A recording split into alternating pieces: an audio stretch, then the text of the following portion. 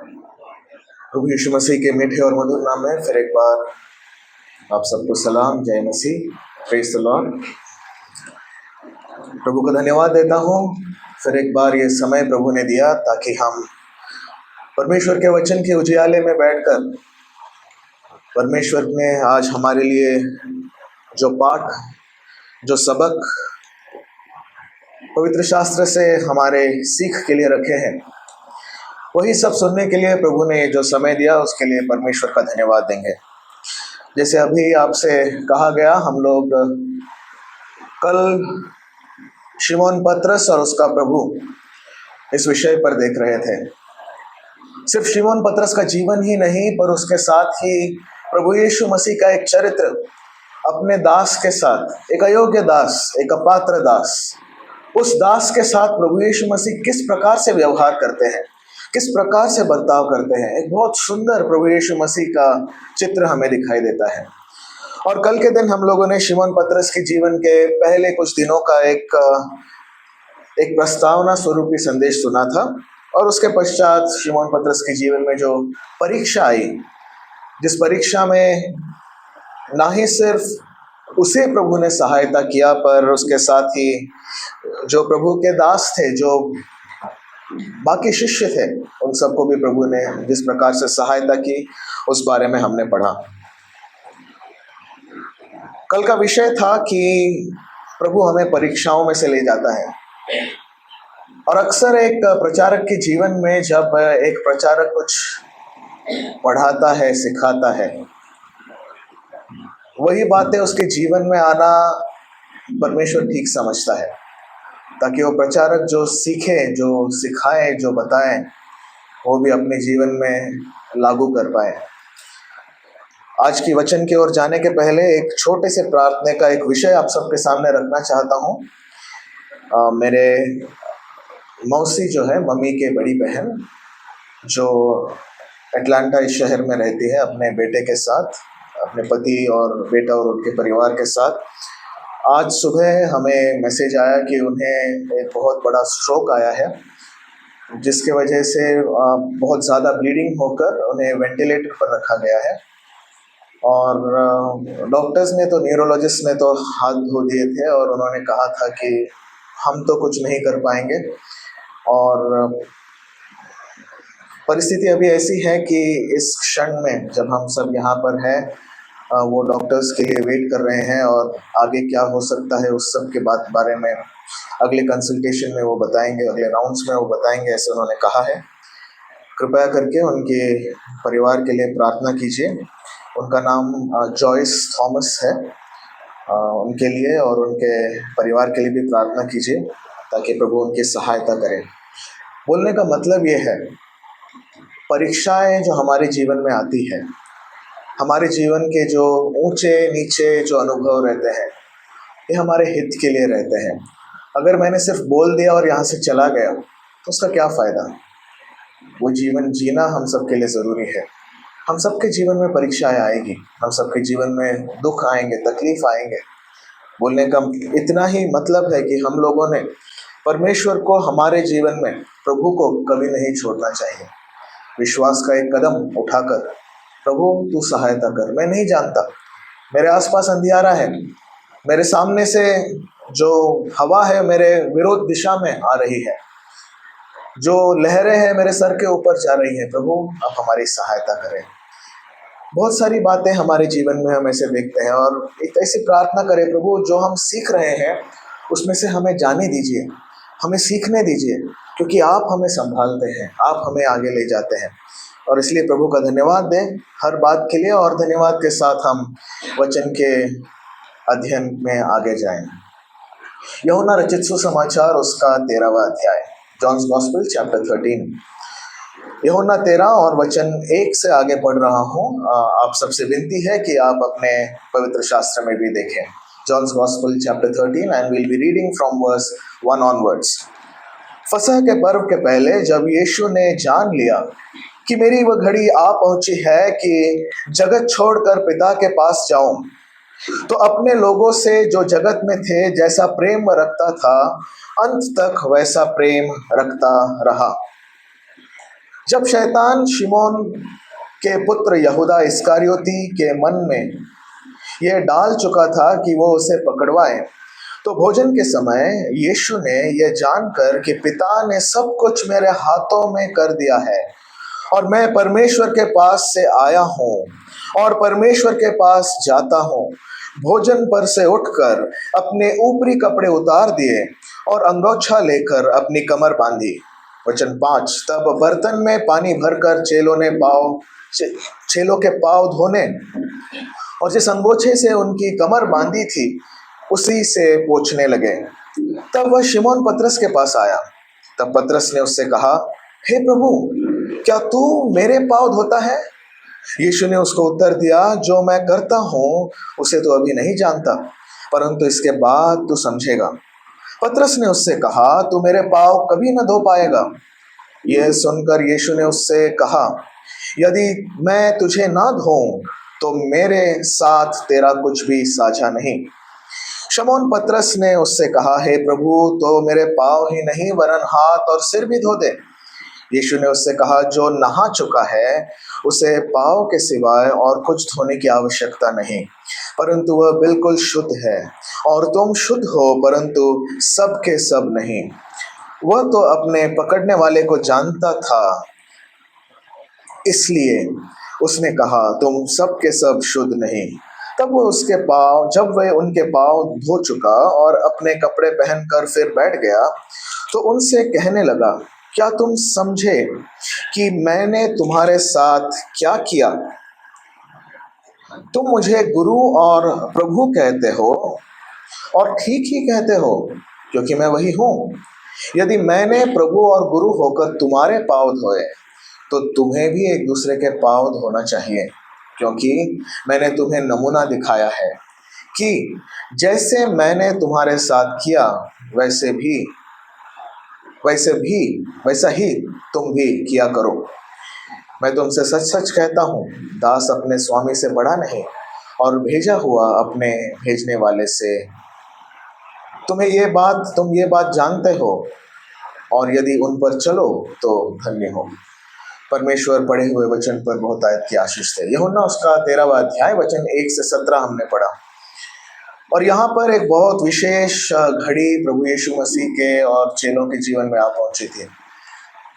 प्रभु को समझा कि वो समय बहुत पास आया है, फसह के पर्व का समय था, और प्रभु बहुत जल्द ही उस कालवरी के क्रूस पर जाने वाले थे। जो कार्य करने के लिए वो आए थे, वो कार्य पूरा करने के लिए प्रभु यीशु मसीह ने तैयारी कर ली थी, पर उसके पहले अपने चेलों के साथ थोड़ा समय बिताना बहुत जरूरी था। यूहन्ना रचित सुसमाचार उसका 13वां अध्याय से लेकर 16वें अध्याय तक, और कहते हैं 17वां अध्याय भी, प्रभु यीशु मसीह के ऊपरी अटारी का प्रवचन, the upper room ministry of the Lord Jesus Christ, उसके बारे में कहता है।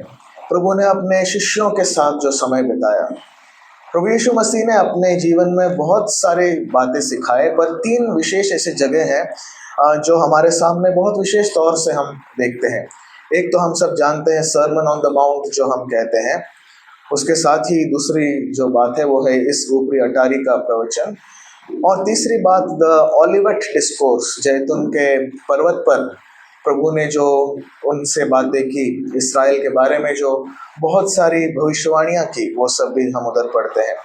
तो बोलने का मतलब ये है, हमारे जीवन में प्रभु अलग अलग समय में अलग अलग बातें हमें सिखाता है, और ये ऊपरी अटारी का जो प्रवचन है उसमें बहुत कुछ हमें सीखने को मिलता है। पर आज आप सबका ध्यान यहाँ पर प्रभु यीशु मसीह ने वो प्रवचन देने के पहले क्या किया उसकी ओर लेके जाना चाहता हूँ। अक्सर प्रभु यीशु मसीह ने दृष्टांत का उपयोग किया, पैराबल्स का उपयोग किया, ताकि वह अपने लोगों को, अपने शिष्यों को समझा पाए कि वो क्या कर रहे हैं। और बहुत सारे ऐसे दृष्टांत जब हम पढ़ते हैं, उन दृष्टांत को बताने के बाद प्रभु उसका एक एक्सप्लेनेशन देते थे, उसके बारे में थोड़े उन्हें समझाते थे। और ऐसे ही हम जब देखते हैं यहाँ पर एक दृष्टांत प्रभु उन्हें बताना नहीं चाहते थे, पर अपने कार्य के द्वारा, अपने कृति के द्वारा, अपने हाथों के द्वारा कुछ तो करना चाहते थे। यहाँ ऐसा लिखा है, प्रभु यीशु मसीह ने यहाँ पर कुछ ऐसा किया जो वो शिष्यों ने कभी सोचा ही नहीं था। हम यहाँ पर पढ़ते हैं कि प्रभु यीशु मसीह ने वो अंगोछा लिया या फिर वो टॉवेल लिया और वो अपने कमर पर बांधी और उन सब का पाँव वो धोने लगा। उसने जाना कि ये सब चीजें परमेश्वर ने मेरे हाथ में दी है। और तब उसने अपने ऊपरी कपड़े उतार लिए और अंगोछा लेकर अपनी कमर बांधी और बर्तन को लिया, बर्तन में पानी भरकर चेलों के पाँव वो धोने लगे। एक बहुत सुंदर चित्र, एक ऐसा चित्र जो चेलों ने कभी विचार नहीं किया होगा, कभी सोचा नहीं होगा। और इसके बारे में जब हम अध्ययन करते हैं, मनन करते हैं, 3 विशेष बातें आप सबके सामने फिर एक बार रखना चाहता हूँ। जो पहला विषय आपके सामने रखना चाहता हूँ वो है प्रभु यीशु मसीह का प्रेम। ना तो मैंने भाई को कॉल करके कहा कि मैं प्रभु के प्रेम के बारे में कहने वाला हूँ, ना ही उन्होंने मुझसे पूछा, पर ये पवित्र आत्मा की अगुवाई थी कि आज हम लोगों ने जो गीत गाए प्रभु के प्रेम के बारे में गाए। कितनी सुंदर बात है कि हम लोग परमेश्वर के प्रेम के बारे में, प्रभु यीशु मसीह के प्रेम के बारे में सुनते हैं। प्रभु का प्रेम यहाँ पर दिखाई देता है। वचन 1 से 3 में उसके बारे में हम पढ़ते हैं। उसके आगे जब हम वचन 4 से लेकर 11 देखते हैं, वहाँ एक महत्व का विषय हमारे सामने रखा गया है और उसे हम कहते हैं पवित्रीकरण या फिर sanctification. Not just the love of the Lord Jesus Christ, but the sanctification और the act of sanctification, the lessons in sanctification. और ना ही सिर्फ उतना, पर तीसरी बात जस्ट हम लोगों के लिए समझने के लिए हम कह सकते हैं एक पाठ जो प्रभु ने उन्हें सिखाया। वचन 12 से लेकर 17 तक हम उसके बारे में पढ़ते हैं। एक पाठ या फिर एक सबक या फिर एक आदेश या फिर एक आज्ञा जो प्रभु ने उन्हें दी। प्रभु का प्रेम, शिष्यों का पवित्रीकरण और प्रभु ने सिखाया हुआ पाठ, 3 महत्व की बातें जो हम इस अध्याय में पढ़ते हैं। प्रभु यीशु मसीह के प्रेम की ओर आप सबका ध्यान लेके जाना चाहता हूँ। प्रभु यीशु मसीह ने अपने चेलों पर जो प्रेम किया, उस प्रेम के बारे में अगर हम पढ़े, अक्सर पवित्र शास्त्र बाइबल में प्रेम के लिए अलग अलग शब्द है और आप सब जानते होंगे। अगापे प्रेम जो है आप सब जानते होंगे, हम सब ने बहुत बार उस प्रेम के बारे में सुना है। निस्वार्थ प्रेम, ऐसा प्रेम जो कभी कुछ सामने वाले से कुछ अपेक्षा नहीं करता, सामने वाले से कोई किसी बात का उन्हें प्रभु को उनसे कुछ उस प्रेम का एक्सपेक्टेशन नहीं है। An unrequiting love, a love that does not expect anything from the person who is in front or the recipient of that love. एक ऐसा प्रेम जो परमेश्वर ने इस जगत पर किया, जिसके बारे में यूहन्ना 3:16 में हम पढ़ते हैं। परमेश्वर ने इस जगत में पर ऐसा प्रेम किया कि उन्होंने अपना पुत्र, अपना इकलौता एक पुत्र दे दिया। प्रभु ने जगत पर प्रेम किया, ये बहुत अच्छी बात है, बहुत बड़ी बात है, बहुत सुंदर बात है। मगर यहाँ पर जब हम पढ़ते हैं कि फसह के पर्व के पहले जब यीशु ने जान लिया कि वो घड़ी आ पहुंची है कि वो जगत को छोड़कर पिता के पास जाएं, तो जिन पर वो प्रेम रखता था अंत तक वैसा ही प्रेम उसने किया। इंग्लिश में बहुत सुंदर है, and he loved them to the and.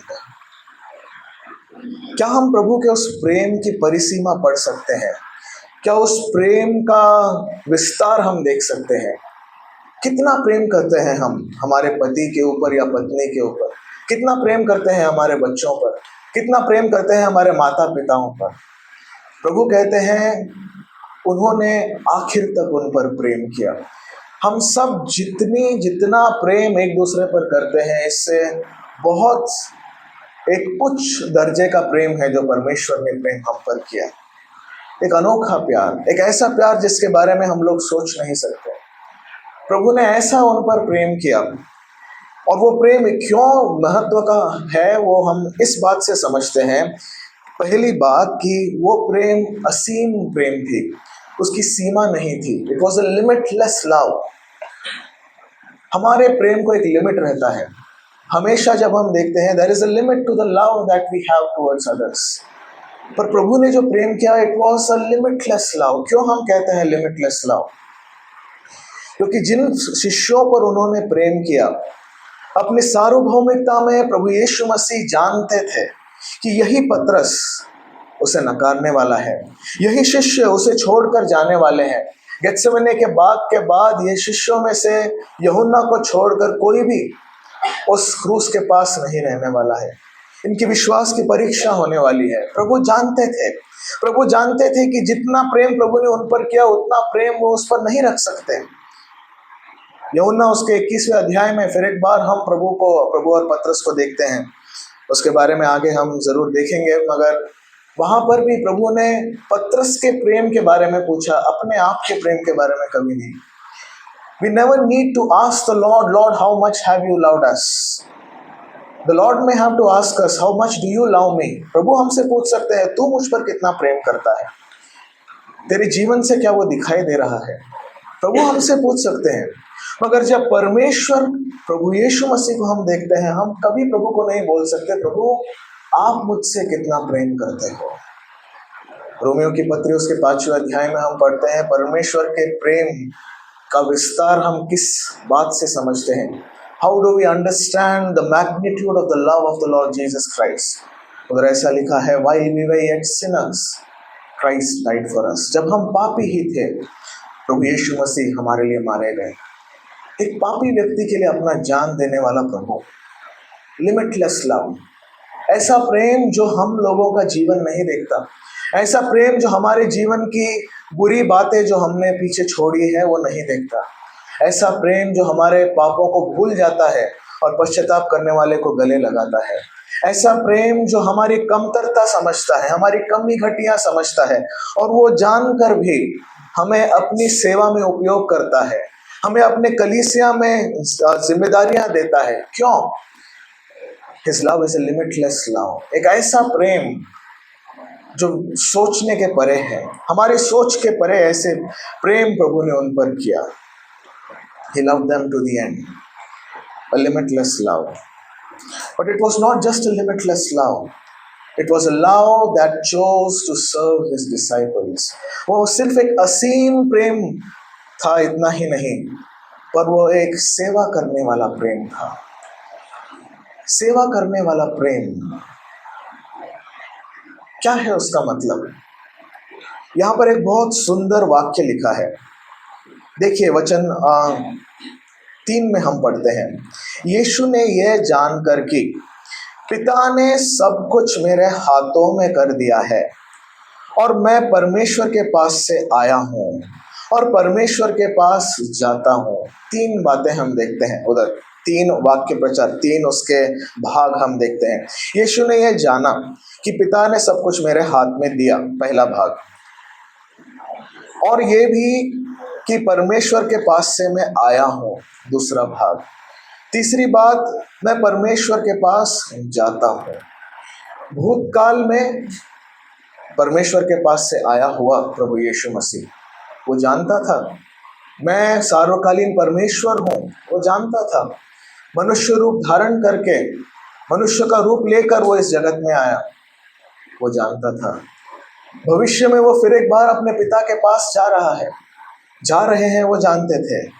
पर ना ही सिर्फ उतना, उन दोनों के बीच में वो ये भी जानते थे कि सब कुछ पिता ने उनके हाथ में दे दिया है। Knowing that God has, the Father has given everything in His hands। उन्होंने जाना, प्रभु ने, पिता ने उनके हाथ में सब कुछ जब लिखा है, we can understand everything He had given in His hands। उन्होंने उस हाथों का उपयोग किस लिए किया? उन्होंने अपने ऊपरी कपड़े उतारे, अंगोछा बांधा, बर्तन लिया, पानी लिया और उन्हीं हाथों से जिसमें सब कुछ दिया गया था, the hands which held the authority of the whole world, the hands which held the control of the whole world, the hands which held the destiny of the whole world, the same hands went all the way down to wash the feet of his disciples। उनके चेलों के पांव धोने के लिए, पैर धोने के लिए वही हाथ नीचे गए। एक बहुत सुंदर बात हम यहाँ देखते हैं, फिलिपियों की पत्री उसका 2 अध्याय वचन 5 से 8 हम सब बहुत अच्छे तरीके से जानते हैं और अक्सर हम लोग आराधना के समय, प्रभु भोजन के समय हमेशा उस वचन का उपयोग करते हैं। आराधना के विषय में जब हम बोलते हैं या फिर आराधना जब हम करते हैं, हमेशा उस वचन का उपयोग करते हैं। Philippians chapter 2 versus 5 to 8। Let this mind be in you which was also in Christ Jesus, who being in the form of God thought it not robbery to be equal with God, but made himself of no reputation. Hindi में लिखा है कि उसने अपने आप को, बहुत सुंदर शब्द है, शून्य कर दिया. मराठी में लिखा है त्याने स्वतःला रिक्त केले. He made himself nothing, zero, शून्य. He emptied himself. प्रभु यीशु मसीह जब उन्होंने जाना कि उनके हाथ में सब कुछ दिया गया है, उन्हीं हाथों को उन्होंने उन चेलों के पाँव धोने के लिए उपयोग किया. क्या हुआ था उसके जस्ट पहले, थोड़े समय पहले क्या चल रहा था? चेले अपने आप में बात कर रहे थे, अरे सबसे बड़ा परमेश्वर के राज्य में कौन है, मैं हूँ या तू है? हम जानते हैं जब्दी के पुत्रों के बारे में, हम जानते हैं बाकी सब चेलों के बारे में. ये सब चाहते थे कि मैं कितना बड़ा हूं मैं दिखाऊं, पर उसमें हमारा प्रभु दिखाता है. सच्चा प्रेम ऐसा है जो अपने शिष्यों की सेवा करता है. एक प्रभु के दास ने बहुत सुंदर 3 शब्द कहे और वो मैंने लिख कर रखा था, ये मेरे शब्द नहीं है. और वो शब्द जब मैंने सुने मुझे बहुत छू गए और इसलिए मैंने वो लिखा. उन्होंने ऐसे कहा, leadership without love becomes legalism. जब एक नेतृत्व में प्रेम नहीं रहता है, लीगलिज्म मतलब ऐसे हो जाता है कि मैं, जब प्रेम नहीं रहता तो मैं कायदा कानून के बारे में ज़्यादा सोचता हूँ और प्रेम उसमें से निकल जाता है. Leadership without love is legalism, becomes legalism. Service without love becomes a performance. जो सेवा बिना प्रेम से की जाती है वो तो बस एक मनोरंजन के समान हो जाएगी, वो जस्ट एक परफॉर्मेंस हो जाएगा, बस कर रहा हूँ इसलिए कर रहा हूँ. And correction without love becomes harshness. जब हम किसी को सचेत करते हैं, जब हम किसी को गलत रास्ते पे चलने वाले को सच्चा मार्ग दिखाते हैं, अगर उसमें प्रेम नहीं रहा, उसे हार्शनेस हम कहते हैं, कठोरता हम कहते हैं. एक विश्वासी के जीवन में प्रभु यीशु मसीह का प्रेम अगर दिखना है तो उसके लिए ये 3 बातें हमें याद रखना बहुत ज़रूरी है. हमारे जीवन में प्रेम रहना चाहिए. बहुत सारी बातें, बहुत सारी गलत बातें हम देखते हैं, हमारे आसपास बहुत कुछ गलत हो रहा है, हम समझते हैं, पर हर एक चीज़ कहने का एक तरीका प्रभु हमें सिखाते हैं. अक्सर हमारे जीवन में बहुत सारे लोग हमें करेक्ट करते हैं और मैं प्रभु का धन्यवाद देता हूँ ऐसे प्रभु के दासों के लिए, ऐसे अगुओं के लिए जिन्होंने हमें हमारे जवानी के दिनों में और आज भी हमें अक्सर जब हम कुछ गलती करते हैं तो हमें करेक्ट करते हैं, सही मार्ग दिखाते हैं. और जो अच्छे प्रभु के दास है, बहुत बार उनका मैंने ये जो एग्जाम्पल जो मैं लेता हूँ, जो उदाहरण मैं लेता हूँ, बहुत बार उन्हें मैंने करते हुए देखा और मैं जानता हूँ कि वो प्रभु यीशु मसीह का ही एक जो एग्जाम्पल है, उदाहरण है, वो फॉलो कर रहे हैं. वो कहते हैं, भाई अगर मैं आपकी जगह में रहता तो मैं ऐसे करता. उन्होंने ऐसे नहीं कहा, ये तूने गलती की है, ये गलत बात है, तू नहीं समझ सकता. उसमें वो हार्शनेस दिखाई दे, कठोरता दिखाई देती थी. उन्हें मुझे करेक्ट करना है और उन्होंने किया, मगर जब उन्होंने कहा अगर मैं आपके जगह में रहता तो मैं ऐसे करता. उससे मुझे समझ में आता है कि अरे अंकल मुझे सिखाना चाहते हैं कि उन्होंने उनके जीवन में अगर ऐसे परिस्थिति में वो आए तो वो ऐसा करेंगे तो मैंने भी वैसा करना चाहिए. उन प्रेम के शब्दों के साथ जब वो करेक्शन मेरे जीवन में आया या फिर हम सबके जीवन में आए, हम कभी भी उस मार्ग को छोड़कर नहीं जाएंगे. प्रभु ने अक्सर अपने शिष्यों को करेक्ट किया, अक्सर अपने शिष्यों को गलत मार्ग में जब जा रहे थे सही मार्ग में लाया. और हमेशा प्रभु का प्रेम हम देखते हैं. हमेशा परमेश्वर के क्रोध के बारे में जब हम पढ़ते हैं, हम कहते हैं, एक बहन थी, उन्होंने कहा, भाई मुझे बहुत जल्दी गुस्सा आता है. पर कोई बात नहीं, हमारे प्रभु को भी तो गुस्सा आया था, उसमें क्या बड़ी बात है. मैंने कहा, प्रिय बहन, अगर आप ध्यान दें, हमारा गुस्सा जो रहता है उसमें कंट्रोल नहीं रहता. हम कंट्रोल छोड़ बैठते हैं. कैसा गुस्सा, कुछ भी उठाकर फेंक देंगे, जोर से चिल्लाएंगे या फिर कुछ भी ऐसे करेंगे कि मेरा कंट्रोल नहीं रहेगा. प्रभु यीशु मसीह के गुस्सा अगर आपने देखा, जब उन्होंने उस मंदिर में लोगों ने व्यापार का एक स्थल उसे बना दिया था, जब देखा, प्रभु ने क्या किया. प्रभु ने उधर ऐसा लिखा है, he took a small rod. It was not a rod that was big. He did not use that to beat them. उन्होंने उनको मारने के लिए उसका उपयोग नहीं किया, बस उन्होंने उधर से उधर उनको भगाया, उधर से उन्हें निकाला. हम सोचते हैं प्रभु ने डंडा लिया, सब लोगों को उधर मारा पीटा और उधर से भगा दिया. ऐसा नहीं है. प्रभु यीशु मसीह के बारे में, अगर उनके क्रोध के बारे में अगर पढ़ना है, पुराना नियम भी हम देख सकते हैं परमेश्वर का क्रोध कैसा था। सदोम और गमोरा पर परमेश्वर का क्रोध भड़का। प्रभु ने क्या किया? प्रभु ने अचानक उन पर न्याय नहीं लाया। अब्राहम को उधर बिछुआई करने के लिए प्रभु ने समय दिया। प्रभु 10 लोग भी अगर रहे तो क्या आप उन्हें बचाएंगे? तो क्या आप ऐसा नहीं करेंगे? बोलने का मतलब यह है, प्रभु का क्रोध जो है हमेशा एक लिमिट में रहा है। कनान देश पर भी अगर आप जाने तो इस्राएली लोगों को प्रभु ने कनान का देश दिया। उस कनान देश को देने के लिए हमने ये भी जानना जरूरी है कि कनान देश में रहने वाले लोग कितने दुष्ट और कितने खराब थे, उनका जीवन कितना खराब था, किस प्रकार की खराब प्रथाएं उधर हो रही थी। पर परमेश्वर ने, आप पढ़ेंगे अब्राहम के समय उत्पत्ति के 15वें अध्याय में, उधर प्रभु ने ऐसे कहा कि अमोरियों का जो क्रोध का प्याला है अभी तक भरा नहीं है। The cup of Wrath has not filled till now। प्रभु ने अब्राहम के समय तक से मूसा के समय तक उनको अवधि दी कि वो पश्चाताप करें, पर उन्होंने नहीं माना। और जब प्रभु ने इस्राएल को आशीष दिया, उसके साथ ही अमोरियों का और कनानियों का, परिज्जियों का, यबूसियों का, उन सब का न्याय भी प्रभु ने किया। और वही बात हम पुराने नियम में अक्सर हर एक बार देखते हैं। प्रभु यीशु मसीह के बारे में जब भी हम देखते हैं, प्रभु यीशु मसीह का वो स्वभाव हमारे जीवन में रहना बहुत जरूरी है। उस स्वभाव को हम इस प्रकार से देखते हैं, जहां पर प्रभु ने प्रेम किया, उन्होंने अपने आप सेवा का एक उदाहरण हम सबके सामने रखा, एक मिसाल हमारे सामने रखी। हम प्रेम कैसे दिखाएंगे? हमारी सेवा के द्वारा। कैसी सेवा? वचन की सेवा या फिर अगुओं की सेवा?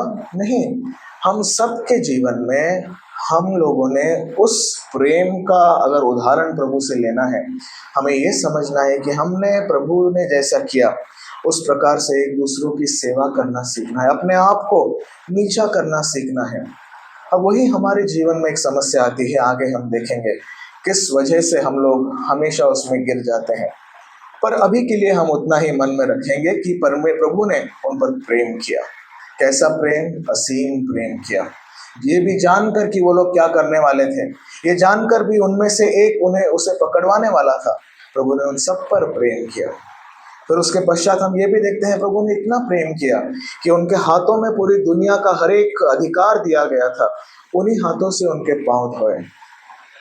पर एक और सुंदर बात हम समझते हैं, जो दूसरी बात जो हमने देखा वो है उनका पवित्रीकरण, देयर सैंक्टिफिकेशन।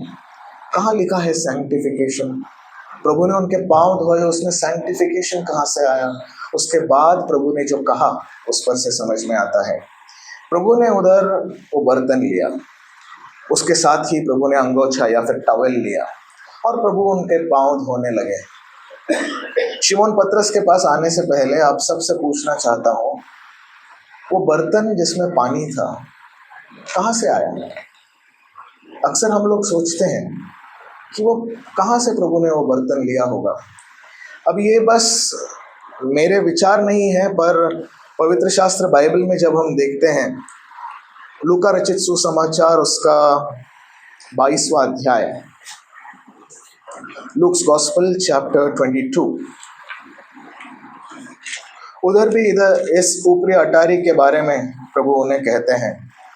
और उधर ऐसा कहा है, वचन 7 से आगे हम पढ़ते हैं, और विशेष तौर पे वचन 10 में, उसने उनसे कहा, देखो नगर में प्रवेश करते ही एक मनुष्य जल का घड़ा उठाए हुए तुम्हें मिलेगा।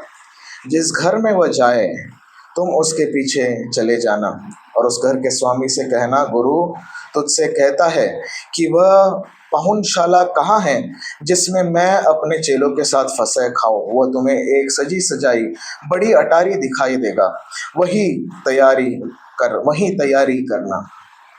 मैं सोचता हूँ कि कभी वो व्यक्ति होगा जिसने वो पानी उधर लाया होगा। मैं सोचता हूँ कि पता नहीं उधर कोई चेला होगा, नहीं था, उधर कोई दास नहीं था जिसने वो काम करना चाहिए था। वो व्यक्ति जो था उसने आया, पानी डाल दिया होगा, चला गया होगा, पर पता नहीं उसके बाद में उसका उल्लेख किया नहीं गया है। पर यहूदी लोगों में ऐसे एक प्रथा थी कि जब भी वो बाहर से आए, आज भी आप अगर मिडिल ईस्ट में जाए या फिर एशिया के कुछ भागों में जाए, भारत देश में भी हम लोग हाथ धोने की प्रथा हम सबकी है, और उतना ही नहीं, अनेक जगह पर आप देखेंगे सिर्फ हाथ ही नहीं, पाँव भी धोए जाते हैं, और उधर एक दास रहता है जो ये काम करता है। पर यहाँ पर प्रभु यीशु मसीह ने खुद वो काम किया जो एक दास ने करना चाहिए था, क्योंकि उधर कोई दास नहीं होगा, उधर बस सिर्फ चेले थे और प्रभु यीशु मसीह खुद थे। मगर अगर एक दास उधर नहीं है, तो ऐसे समय पर अगर आप यहूदी इतिहास पढ़े तो आपको समझ में आएगा, जो व्यक्ति उस जगह पर सबसे उम्र में छोटा हो, या फिर जो व्यक्ति उधर सबसे एक निचले दर्जे का व्यक्ति हो, ऐसा एक व्यक्ति जाकर ये काम कर सकता था, ताकि सबके पाँव धोकर वह भोजन के लिए आगे जा पाए। पर जब प्रभु यीशु मसीह ने ऐसा किया, मैं तो सोचता हूँ सब चेलों को अचंभा हो गया होगा। वो सोच रहे होंगे ये क्या हो रहा है, ये क्या चल रहा है, अचानक ये सब हो रहा है, क्या करे। और ऐसे समय पर बाकी चेले शांत रहे, पर अभी पतरस ने कुछ कहा, और पतरस ने जो कहा 3 वाक्यों में हम देखते हैं। यूहन्ना रचित सुसमाचार 13वां अध्याय और 3 वाक्य पतरस ने जो कहे उसकी ओर आपका ध्यान लेके जाना चाहता हूँ। वचन 6, तब शिमोन पतरस के पास वो आया, तब पतरस ने उससे कहा, हे प्रभु, क्या तू मेरे पाँव धोता है? अभी हमारी भाषाओं में उधर जो एम्फसिस है या फिर जिन शब्दों पर जोर दिया गया है, वो इस भाषा के द्वारा समझ में नहीं आता, क्योंकि व्याकरण बदल जाता है और उस वजह से हमें समझ में नहीं आता। मगर हम जब मूल भाषा में उधर पढ़ते हैं, उधर 2 शब्दों को एम्फसाइज किया गया है। 2 शब्द उधर बहुत जोर से या फिर एक बड़ी आवाज में उसने कहा होगा, ऐसे लिखा गया है। उधर ऐसा हम पढ़ सकते हैं, हे प्रभु, क्या तू मेरे पाँव धोता है? डस दाउ वॉश माई फीट? क्या मेरे पाँव तू धोएगा? क्या मेरे पाँव आप धोएंगे? क्या कहना चाहता था वो उधर? हम सबको लगता है, अक्सर हम लोग सोचते हैं कि वो ऐसा कह रहा होगा, प्रभु आप नहीं धो सकते मेरे पाँव। मगर वो वाक्य वो आगे कहता है, दूसरी बात 8वीं आयत में हम पढ़ते हैं, तू मेरे पाँव कभी ना धो पाएगा। और तीसरी बात वो 9वीं आयत में कहता है, हे प्रभु, मेरे पाँव ही नहीं वरन हाथ और सिर भी धो दे। ये 3 वाक्य जो पतरस ने कहे, उसमें से 3 सीख हमें मिलती है। पहली बात उसने कही, क्या प्रभु तू या फिर आप मेरा पैर धोएंगे? क्या तू मेरे पाँव धोएगा? इंग्लिश में बहुत सुंदर है, will thou wash my feet? यहाँ पर अगर आप ध्यान दें, वो दाउ एंड माई पे जो एम्फसिस है, जो जोर दिया गया है, उसका मतलब ये है कि पतरस यहाँ पर प्रभु यीशु मसीह से ये शब्द नहीं कह रहा था। He was not speaking just to the Lord Jesus Christ, he was speaking to the room. क्योंकि उधर हम सब जानते हैं, वो जो चेले थे सब उम्र में प्रभु यीशु मसीह से छोटे थे। हम सब जानते हैं कि जब टैक्स देने का समय आया, प्रभु यीशु मसीह और पतरस ही 2 ही लोग थे जिन्होंने टैक्स दिया उस समय पर। मछली के मुंह के अंदर उन्हें वो 2 सिक्के मिले, वो सब आप सब जानते होंगे।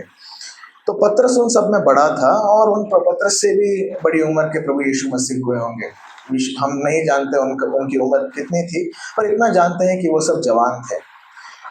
और यहाँ पर पतरस का अहंकार हमें दिखाई देता है, उनका गर्व हमें दिखाई देता है। We see his pride here, Lord dost thou wash my feet. हाँ, उसको अचंबा हुआ कि प्रभु आप मेरा पैर धो रहे हैं, पर वो उधर जैसे हमेशा कहता था, वो ऐसे दिखाने की कोशिश कर रहा था कि अरे आप में से किसी ने ये करना चाहिए। पतरस ये भूल गया कि मैं भी कर सकता था, मैं भी पाँव धो सकता था। पतरस प्रभु यीशु मसीह से बात करने में ये भूल जाता है, उस कमरे में ये शब्द कहने में ये भूल जाता है कि उसने वो नहीं किया।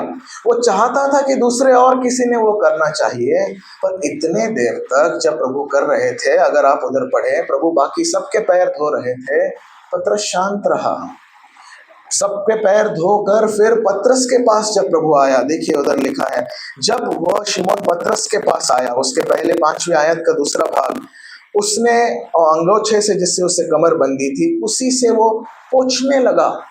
पोंछने की क्रिया शुरू हो गई थी। पतरस देखते बैठा था। जब पतरस के पास समय आया, पतरस का अहंकार हम देखते हैं। पतरस का गर्व हम देखते हैं। पतरस एक बुरा व्यक्ति नहीं था। फिर एक बार मैं कहना चाहता हूँ, इस पूरे अध्ययन के अंत तक जब हम जाएंगे समझ में आएगा जो उसने कहा। एक तौर से अगर देखें, एक नजरिए से अगर देखें, अच्छे इंटेंशन से ही कहा, पर पतरस का गर्व जो है, जो शिष्यों का गर्व है, हमेशा उनके जीवन में उनका ईगो जो है, हमेशा उनके जीवन में एक ऑब्स्टिकल के समान आ गई थी। आज विश्वासियों में ये एक बात है जो हमेशा उन्हें अपने जीवन में प्रभु में आगे बढ़ने नहीं देती। हम बहुत बार भूल जाते हैं कि प्रभु ने जो मिसाल हम सबके लिए रखी, आगे हम उसके बारे में देखेंगे। प्रभु ने जो एग्जाम्पल, जो उदाहरण हम सबके लिए रखा, वो उदाहरण ऐसे ही नहीं रखा। वो उदाहरण इसलिए रखा ताकि हम भी वैसा जीवन जी सके। फिलिपियों की पत्री 2 अध्याय 5 से 8 हम बहुत बार पढ़ते हैं। आराधना के समय हम उसका उपयोग करते हैं, मगर 5वीं आयत को, उसके पहले भाग को हम अक्सर नजरअंदाज कर देते हैं, जहां पर लिखा है, जैसा मसीह यीशु का स्वभाव था वैसा तुम्हारा भी स्वभाव हो। Late this mind be in you which was also in Christ Jesus। एक नम्रता का मिसाल प्रभु ने उनके सामने रखा, नम्रता का स्वभाव प्रभु ने उनके सामने रखा। प्रभु यीशु मसीह की नम्रता इतनी थी कि उन्होंने अपने आप को शून्य कर दिया। जिसके हाथ में पूरे दुनिया का अधिकार था, उन्होंने अपने हाथ में उस अंगोछे को लिया, उस बर्तन को लिया, पानी को लिया। किस लिए? ताकि वो हम सबको बता सके, अगर मेरे राज्य में अगर आगे बढ़ना है, मेरी कलीसिया में अगर आपको उपयोगी पात्र होना है, मेरे जैसे नम्रता धारण करना जरूरी है।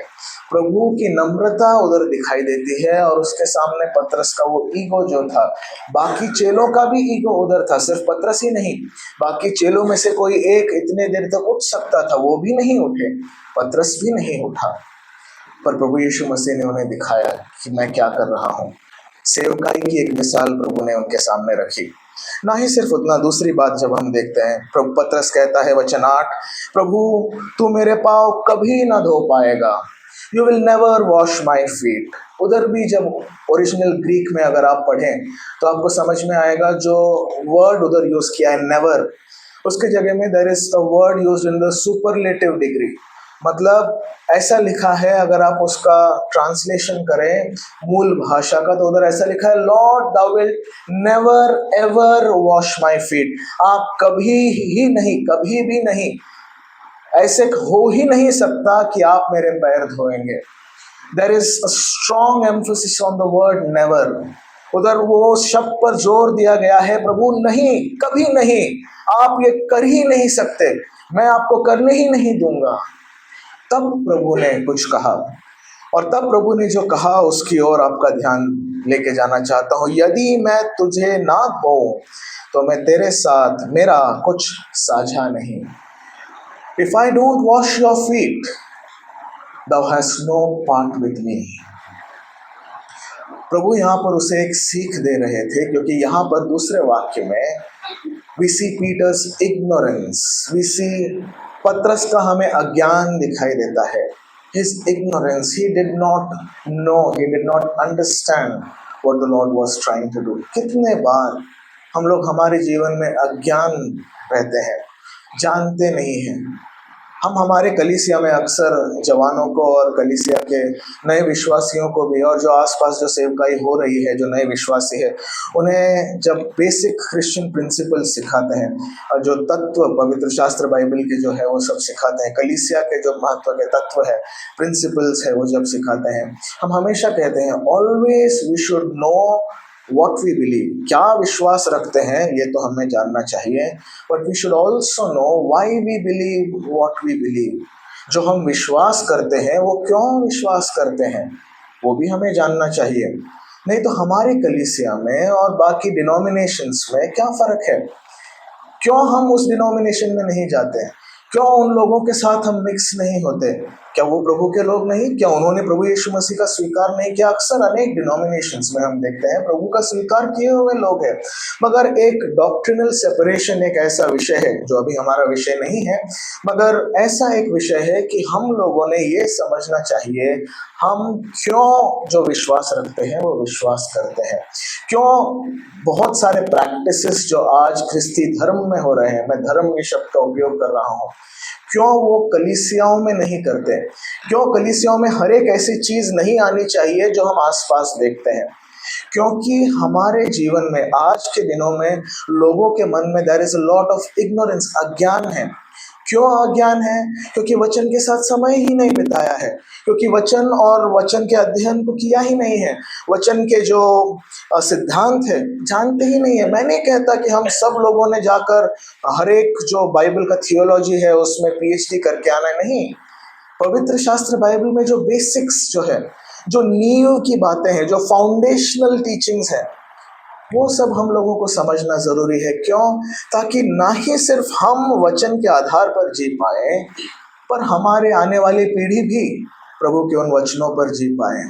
क्यों आज की कलीसियाओं में इतनी सेवकाई हो रही है पर उस सेवा का कुछ फल नहीं मिल रहा? Because we are doing many things out of ignorance. भाई क्यों करते हो? बहन आपने सर क्यों ढका है? नहीं, मम्मी ने कहा। मम्मी से जाकर पूछा आप क्यों सर ढकते हैं? नहीं, मेरी मम्मी ने कहा। और ऐसे कह कह कर हम भूल जाते हैं अरे हेड कवरिंग क्यों कर रहे हैं? What is the doctrine that is hidden under the doctrine of head covering? The lordship of Christ, प्रभु यीशु मसीह का जो प्रभुत्व है, the headship of Christ, प्रभु यीशु मसीह का जो मस्तकत्व है, नहीं जानते। अगर वो नहीं जानते तो करते रहेंगे। क्यों हम जब कलीसिया में प्रभु भोजन में भाग लेते हैं, उस प्रभु भोजन में भाग लेते वक्त क्यों इस प्रकार से प्रभु भोजन में भाग लेते हैं? क्यों हर सप्ताह हम वो करते हैं? बहुत सारे डिनोमिनेशंस है जहाँ पर महीने में एक बार प्रभु भोजन वो तोड़ते हैं, कई जगह है जहाँ पर साल में एक बार तोड़ते हैं, कई ऐसी जगह है जहाँ पर उपासना तो होती है, प्रभु भोजन में भाग लिया ही नहीं जाता, कई ऐसी जगह है जहाँ पर जब चाहिए प्रभु भोजन में वो भाग लेते हैं। क्यों क्यों हम करते हैं ये सब? हमने जानना जरूरी है। When there is ignorance, we do what Peter did. पतरस को कहते हैं अरे क्या पतरस, क्या इतनी सी बात तू नहीं समझ सकता? प्रभु तो तेरे पैर धो रहा था, प्रभु तो ये बहुत कुछ समझा रहा था। पतरस नहीं जानता था। हम लोग आज जानते हैं क्योंकि हमारे पास रोमियो की पत्री है। रोमियो की पत्री में लिखा गया है और महत्व की बातें सिखाई गई है। What is sanctification? पतरस ने अपनी पत्री में भी लिखा है, be holy as I am holy. प्रभु ने कहा प्रभु पवित्र है पर तुम्हें भी पवित्र होना जरूरी है। ये सब आज हम जानते हैं क्योंकि पूरा पवित्र शास्त्र बाइबल हमारे सामने है। पतरस नहीं जानता था। किस मुंह से हम पतरस को डांटेंगे? किस मुंह से हम पतरस को नीचा दिखाएंगे? क्योंकि हम पतरस से तो बहुत बहुत स्टेप्स बुरे हैं। और ये बात हमने अपने जीवन में जानना जरूरी है, ये बात स्वीकार करना जरूरी है। मैं आपसे नहीं कह रहा, सबसे पहले मैं अपने आप से कह रहा हूँ कि मैंने अपने जीवन में ये जानना जरूरी है, प्रभु बहुत सारी बातें मुझे नहीं मालूम, और जो नहीं मालूम प्रभु मैं सीखना चाहता हूँ, मैं समझना चाहता हूँ। समझे बिना मैं आपकी कलीसिया में कोई भी जिम्मेदारी नहीं लेना चाहता। अगर उस मन के साथ मैं प्रभु के पास आऊँ, पतरस ने कहा प्रभु आप ऐसे कर ही नहीं सकते। Emotions took over. उसके जीवन में अक्सर, जैसे हमने कहा, विश्वास से ज्यादा भावनात्मक हो रहा था। अक्सर हमारे जीवन में वही होता है। धर्म जो है, सिर्फ क्रिस्ती धर्म के बारे में नहीं कह रहा, कोई भी धर्म हो, इमोशंस के ऊपर आज बहुत लोग बहुत सारे निर्णय लेते हैं। हम विश्वासी जो है, हम इमोशंस के ऊपर विश्वास नहीं रखते हैं। इमोशंस तो सिर्फ शारीरिक है। इमोशन से और एक डीप एक चीज है हमारा विश्वास और कन्विक्शन।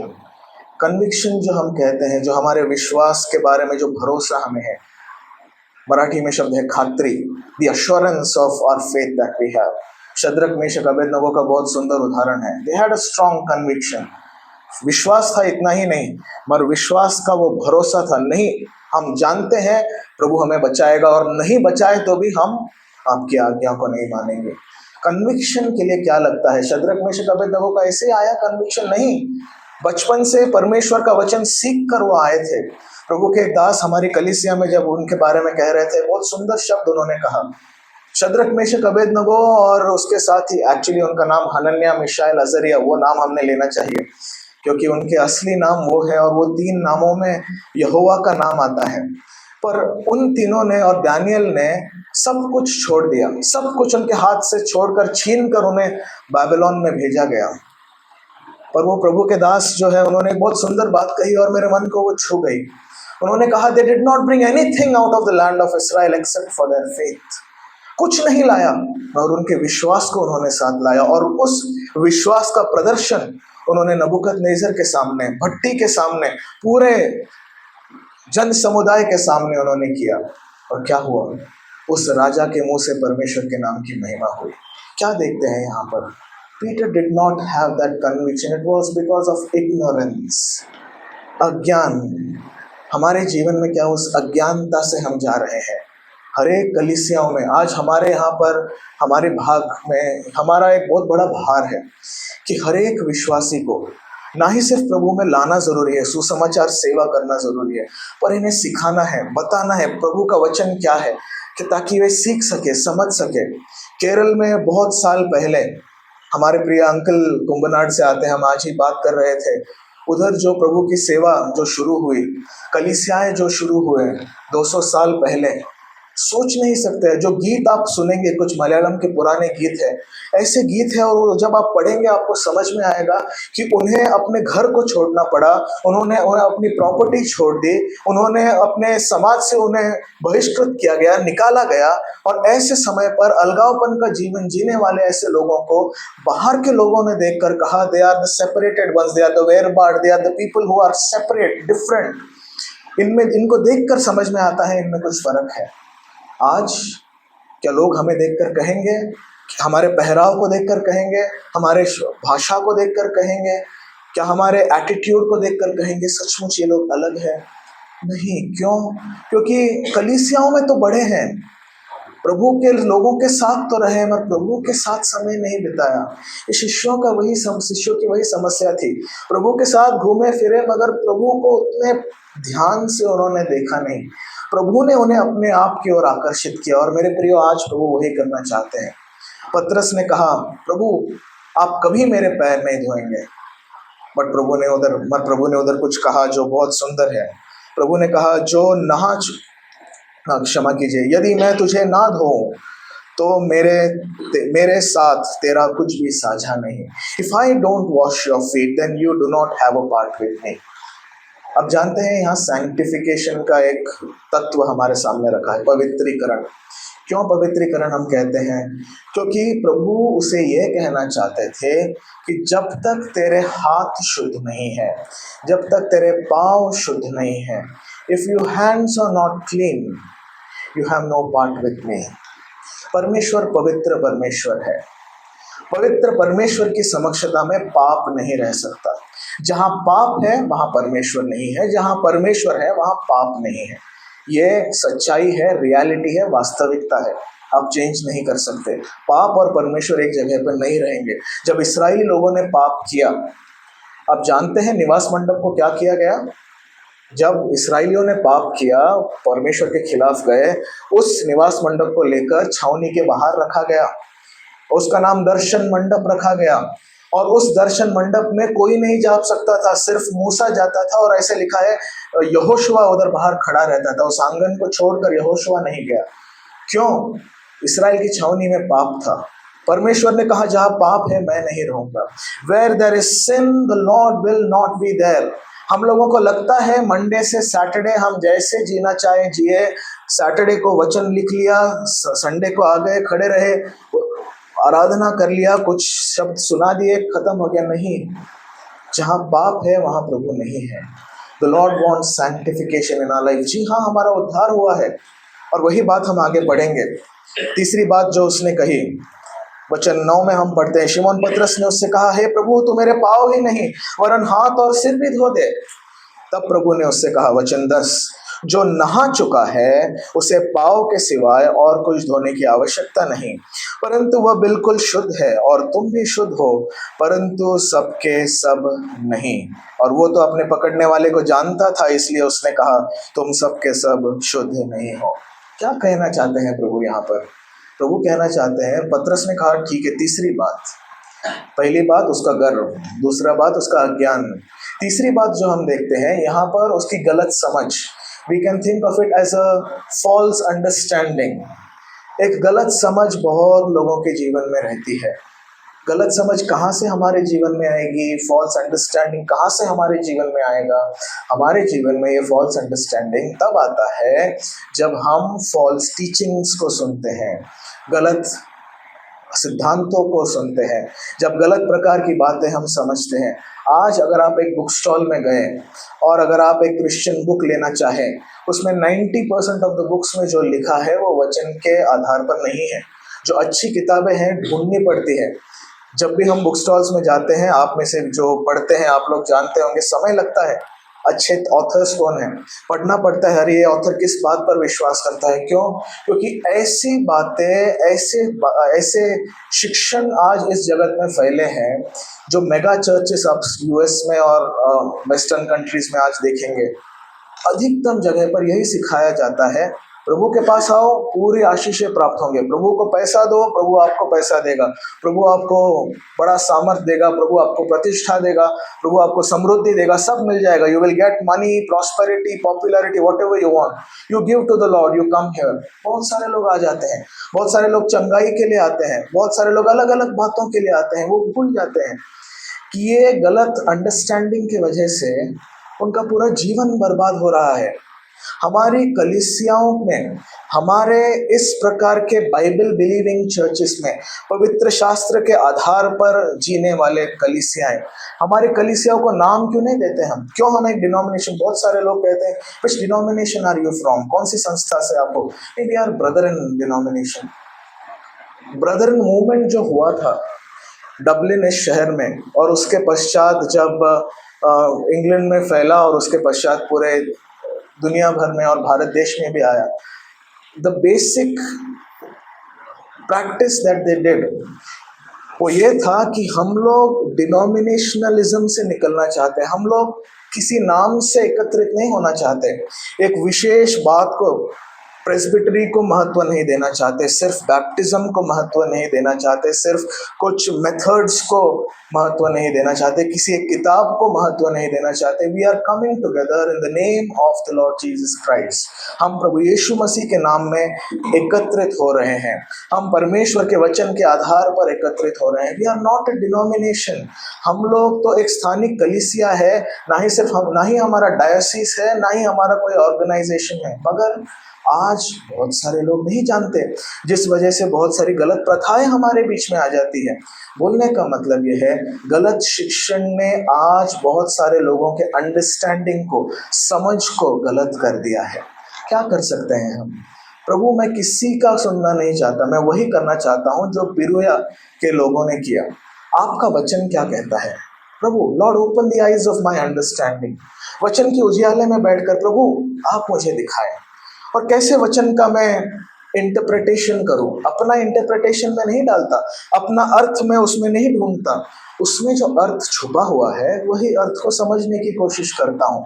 हर्मेन्यूटिक्स जो कहा जाता है, पवित्र शास्त्र का अर्थ समझने का जो स्टडी है, या फिर जो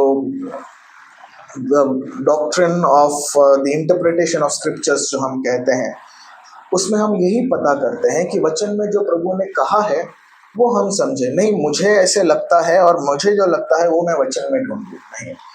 एक बहुत अलग विषय है और बहुत सुंदर विषय है कि हमने क्यों वचन में जब भी हम पढ़ते हैं बहुत सारी बातें, हम उदाहरण के तौर पर, अभी थोड़ा हम लोग ऑफ ट्रैक जा रहे हैं, पर उदाहरण के तौर पर आपको समझने के लिए एक बात ऐसी है, हम हमेशा बैप्टिज्म बाय फायर हम लोग कहते हैं, और कैरिस्मेटिक सर्कल्स में बहुत सारे लोग कहते हैं पवित्र आत्मा का बपतिस्मा होना भी जरूरी है और आग से बपतिस्मा होना भी जरूरी है। मगर क्या उन्होंने पढ़ा बपतिस्मा करने वाला यूहन्ना क्या कहना चाहता था? जब वो अग्नि के बपतिस्मा के बारे में कह रहा था, उधर उसके पहले का वचन क्या कहता है, उसके बाद का वचन क्या कहता है, उधर न्याय के संबंध में वो बोल रहा है। और अगर वो उधर समझ पाते, अगर वो वचन को पूरी तरीके से पढ़ते, तो उन्हें समझ में आता उधर क्या लिखा है। सिर्फ एक वचन को आइसोलेट करके हम उसके ऊपर एक सिद्धांत नहीं रख सकते। The Bible is not different versus compiled together, it is one book, It is a book in which God has breathed His breath. All scripture is inspired by God, which means all scriptures is God breathed. परमेश्वर का श्वास उसमें है और हरेक शब्द, हरेक काना, हरेक मात्रा पवित्र शास्त्र बाइबल में जो है जिस प्रकार से है हमें जानना जरूरी है। पतरस कहता है, प्रभु मुझे निला दे, आप मुझे निला देंगे तो अच्छा होगा, अगर आप मुझे निला दे तो मुझे उतना बस है। तो प्रभु कहता है भावनात्मक मत हो, ये मत समझ कि तुझे नहाने की जरूरत है। प्रभु ने कहा तुम लोग नहाए हुए हो, तुम्हें बस पाँव धोने की जरूरत है, और अगर तुमने पाँव नहीं धोए तो तुम्हें मेरे साथ कोई भाग नहीं। इसमें प्रभु ये कहना चाहते हैं जो पौलुस आज हम सबको रोमियो की पत्री में पहले 8 अध्यायों में सिखाना चाहता है। रोमियो की पत्री उसका अध्याय 1 से 5, विशेष तौर से वचन अध्याय 3 से 5 अगर आप पढ़ें, उधर जस्टिफिकेशन, धर्मी ठहराया जाना, ये महत्व का एक सिद्धांत सामने रखा है। धर्मी ठहराया जाना या फिर जस्टिफिकेशन, ये डॉक्ट्रिन ऑफ द गॉस्पेल जो है या फिर सुसमाचार का जो सिद्धांत है उसका भाग है। और उसमें ऐसे कहा जाता है कि हम लोगों ने ये समझना चाहिए, जब हम प्रभु यीशु मसीह को प्रभु और उद्धारकर्ता करके अंगीकार करते हैं, उस समय पर मैं जो पापी हूँ, मैं अपने पापों को अंगीकार करके प्रभु यीशु मसीह को स्वीकार जब करता हूँ, मुझे वो धर्मी ठहराता है। मतलब ही allows me to have a standing in front of God, मुझे परमेश्वर के सामने खड़े रहने के लायक करता है। मेरे पापों को वो भूल जाता है, मेरे पापों का प्रायश्चित, मेरे पापों की शिक्षा जो प्रभु यीशु मसीह ने सही, उस वजह से विश्वास के तहत उन पापों का दाम जो प्रभु ने भरा उसके तहत मुझे उधर धर्मी ठहराया जाता है। बाय ग्रेस आर ये सेव्ड थ्रू फेथ, हम लोगों का जो उद्धार हुआ है वो अनुग्रह के द्वारा, हमारे विश्वास के द्वारा, अनुग्रह से हमें धर्मी ठहराया गया है। वी आर जस्टिफाइड, हमारा उद्धार हो गया है, हम निलाए गए हैं। कैसे? हम कैसे निलाए गए हैं? प्रभु यीशु मसीह के लहू से। जिनका उद्धार हुआ है वो सब प्रभु यीशु मसीह के लहू से शुद्ध होकर अभी प्रभु की समक्षता में है। That is justification in a very very short explanation of it.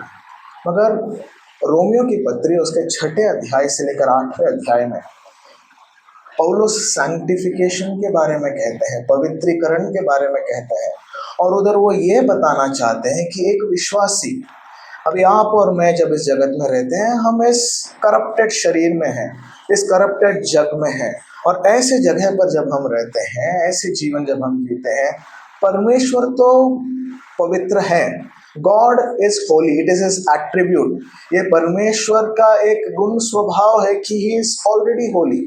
पर हम लोग पवित्र नहीं हैं, हम लोग पापी शरीर में हैं। हमें धर्मी ठहराया गया है, और पवित्रता में रहने के लिए, पवित्रीकरण में जीवन जीने के लिए हमेशा हम लोगों को पाँव धोने की जरूरत है। पाँव धोने की जरूरत है मतलब क्या? कलीसिया में आने के पहले बाहर कल से बाल्टी और अंगोछा रख देंगे, हाथ और पाँव धोकर आएंगे, क्या वो है उसका मतलब? नहीं, उसका मतलब ये है कि हम लोगों ने परमेश्वर के सामने आने के लिए हमारे हाथ और हमारे पाँव शुद्ध रखने हैं। उसका मतलब ये है, we have to be sanctified. Sanctification कैसा होगा? प्रभु के लहू से नहीं, प्रभु भोजन में भाग लिया मैं सैंक्टिफाई हो जाऊंगा, नहीं। वो भी बहुत लोगों का एक भ्रम है, प्रभु भोजन में भाग लेने से मैं शुद्ध नहीं होता। शुद्ध कैसे होता हूँ? इफिसियों की पत्री शादियों में हम लोग पढ़ते हैं, और उसमें एक बहुत महत्व की बात उधर छुपी गई है। इफिसियों की पत्री उसका 5वां अध्याय और वचन 25 में हम पढ़ते हैं, पतियों अपने पत्नी से प्रेम रखो, जैसा मसीह ने भी कलीसिया से प्रेम करके अपने आप को उसके लिए दे दिया, कि उसको वचन के द्वारा जल के स्नान से शुद्ध करके पवित्र बनाए, और उसे एक ऐसी तेजस्वी कलीसिया बनाकर अपने पास खड़ी करे, जिसमें न कलंक, न झुर्री, न कोई ऐसी वस्तु हो, वरन पवित्र और निर्दोष हो। कैसे शुद्ध होंगे? धर्मी ठहराए गए हैं, निलाए गए हैं। कैसे? प्रभु यीशु मसीह के लहू से। पर पैर कैसे धोएंगे? अपने आप को पवित्रीकरण के अनुभव से कैसे जाएंगे? पवित्र शास्त्र बाइबल के द्वारा, वचन के जल के स्नान से। पूछना नहीं चाहता क्या हमने आज पवित्र शास्त्र बाइबल पढ़ा कि नहीं। अक्सर जब पूछते हैं जवानों को हाथ ऊपर करने को कहते हैं, शर्म की वजह से सबके सर नीचे झुक जाते हैं। एक विश्वासी के जीवन में वचन ही नहीं पढ़ा तो क्या जीवन जिया, पवित्र शास्त्र का अध्ययन नहीं किया, मनन नहीं किया, क्या जीवन जिया। वचन को सिर्फ पढ़ना जरूरी नहीं है, वचन को पढ़ने से मैं शुद्ध नहीं हो जाऊंगा, उस वचन को पढ़कर उसे स्वीकार करने से मैं शुद्ध हो जाता हूँ। ठीक है प्रभु, तेरा वचन कहता है, ऐसा कहता है, मैं वो लागू करता हूँ, मैं उसका अनुकरण करूंगा। जब मैं वैसे करता हूँ तो मेरे जीवन में पवित्रीकरण के अनुभव से मैं जाता हूँ। I go through the process of sanctification. और एक विश्वासी के जीवन में जब तक हम इस दुनिया में हैं, वचन के द्वारा जल के स्नान से पवित्र होकर प्रभु के सामने एक शुद्ध और बिना कलंक की कुमारी के समान खड़े रहने के लिए मुझे परमेश्वर के वचन के साथ समय बिताने की जरूरत है। याकूब अपने पत्री में इसका और पुष्टि देता है और उसका एक्सप्लेनेशन करते हैं, और वो कहते हैं कि वचन पढ़कर उसे ऐसे ही छोड़कर चले जाना एक ऐसे व्यक्ति के समान है जो अपने चेहरे को मिरर में या फिर अपने आईने में देखता है और उसमें कुछ खराब है सब देखकर ऐसे ही चले जाता है। आईने में देख तो लिया, पढ़ तो लिया, पर अपने हाथों से वो वचन ऐसा पानी है, वो वचन ऐसी एक चीज है जो हमें ना ही सिर्फ हमारा रिफ्लेक्शन दिखाती है, पर उसी पानी से अपने आप को शुद्ध करके हम लोग प्रभु की समक्षता में जा सकते हैं। प्रभु कहता है अगर वचन के साथ समय नहीं बिताया, अगर वचन का अनुकरण नहीं किया, if you do not walk in my ways and if you do not read my word, you have no part with me. कभी सोचा है उसका महत्व? कभी इतने महत्व से उसके बारे में हमने समझा है? परमेश्वर का वचन का अनुसरण नहीं किया। अनुसरण करने के लिए पहले वचन पढ़ना जरूरी है, और अनुसरण करने के लिए कलीसिया के सभी सभाओं में आना जरूरी है। अनुसरण करने के लिए प्रचारक को नहीं पर परमेश्वर को देखकर परमेश्वर का शब्द करके इसे स्वीकार करने की जरूरत है। जब हम वैसे करते हैं क्या होता है, मेरे जीवन में पवित्रीकरण के अनुभव से मैं जाता हूँ और परमेश्वर के लिए मैं अपने आप को एक शुद्ध कुमारी के तरह प्रभु के सामने सादर होता हूँ। और मेरे जीवन में it is a process in our life going through sanctification. Justification हो गया है, एक क्षण में हो गया, जस्टिफाई हो गए, घर में ठहराए गए, बट सैंक्टिफिकेशन होना जरूरी है। पतरस वो नहीं समझ पाया और प्रभु ने उधर उसे वो सिखाया। पतरस ने वो प्रश्न पूछा इसलिए उसे सैंक्टिफिकेशन का सबक उधर मिला। पतरस अगर नहीं पूछता तो उसे पता भी नहीं चलता। प्रभु उन्हें सिखाते, समझाते, और पतरस ने अपने जीवन में ये सब करके प्रभु से वो सीख लिया। तीसरी और आखिरी बात जल्द ही देखकर हम बंद करेंगे, जो है प्रभु ने सिखाया हुआ पाठ।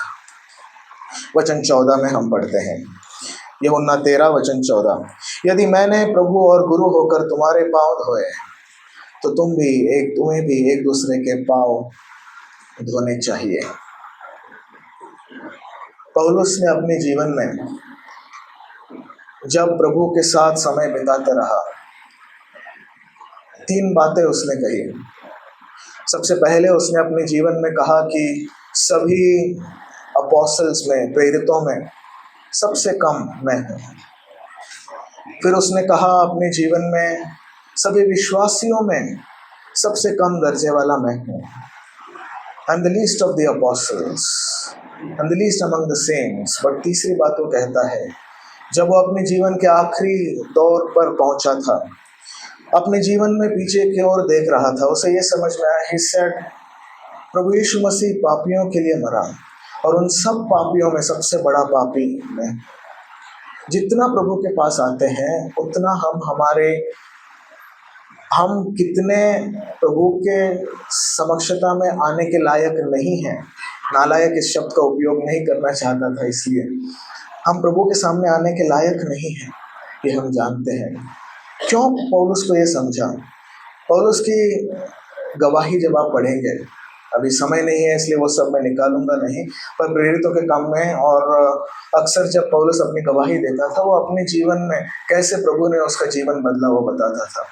पहले बार उसने जब लिखा 9वें अध्याय में, वो कहता है कि मैंने एक रोशनी देखी, दूसरे बार जब वो अपनी गवाही देता है, वो कहता है मैंने एक बड़ी रोशनी देखी, आई saw a light, I saw a great light. तीसरे बार जब वो अपना गवाही देता है, वो कहता है I saw a great light that was brighter than the brightness of the sun.